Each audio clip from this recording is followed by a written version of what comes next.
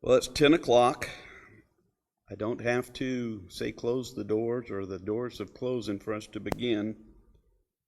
So I know that there are a lot of you who have had questions and have sent those questions forward to try and get an answer. There's been a lot of conversation between myself and Howard. Been in communication with text messages, telephone, emails.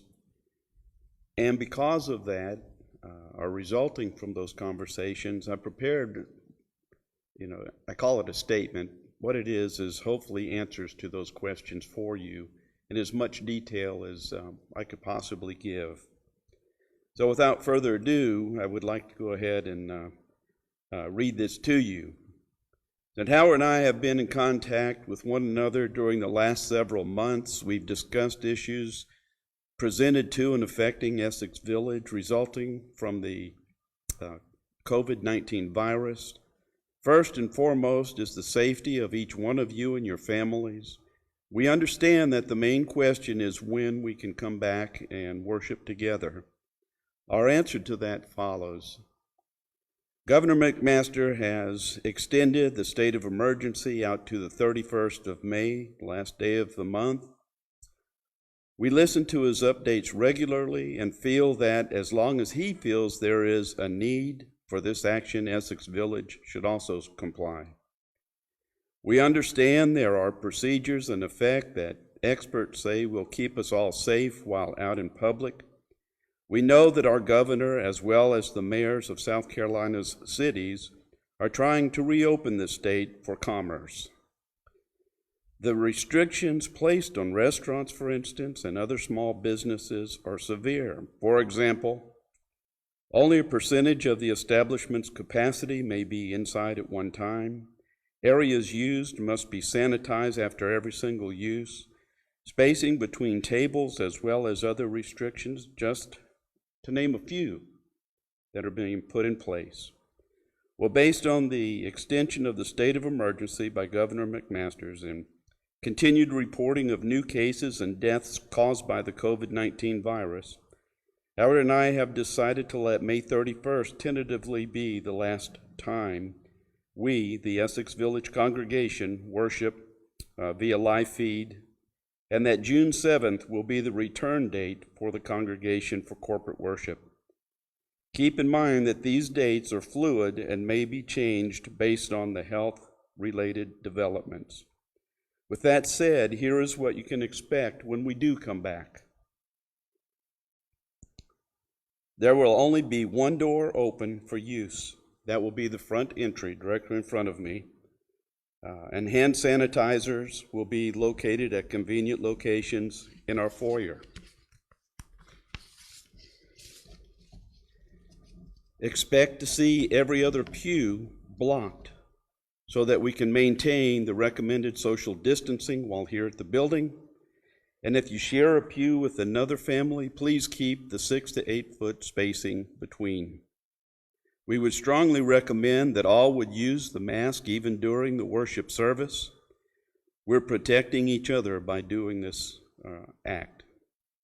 If you do not feel comfortable handling the communion trays, you're encouraged to bring your own and use at the appropriate time. I've been told that the communion packs have been ordered, and if they are here and in place, you're certainly welcome to pick one up out in the foyer, and that's where they'll be located. Initially, there will not be a Bible class, and we will meet for one worship service only from 10 to 11. We just want to see how that goes with the membership. And Wednesday evening classes are temporarily suspended until further notice.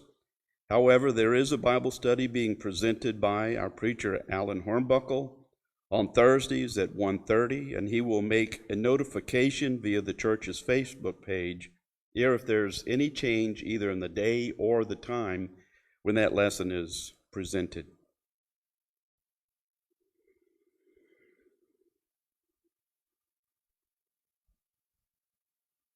The fact is, brothers and sisters, the classes that we are omitting temporarily can be added easily at a later date. If you're sick with a cold or flu symptoms, we would strongly recommend that you do not attend worship service for the safety of others who have come. Howard and I understand that there are some in the high-risk categories that would feel more comfortable worshiping from home.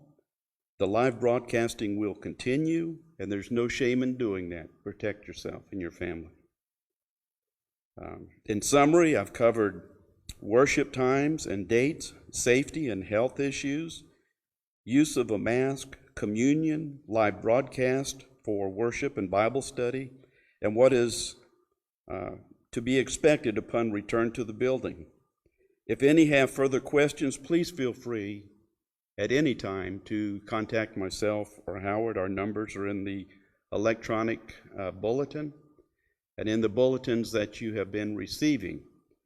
Now, bear in mind that at the time of the last bulletin being printed, this information had not been provided to Christine or Alan. Fact is, we just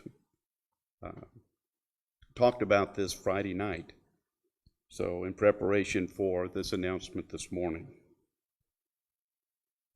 We also covered what to expect upon return to the building, and if any have further questions, again, please call us and let us know.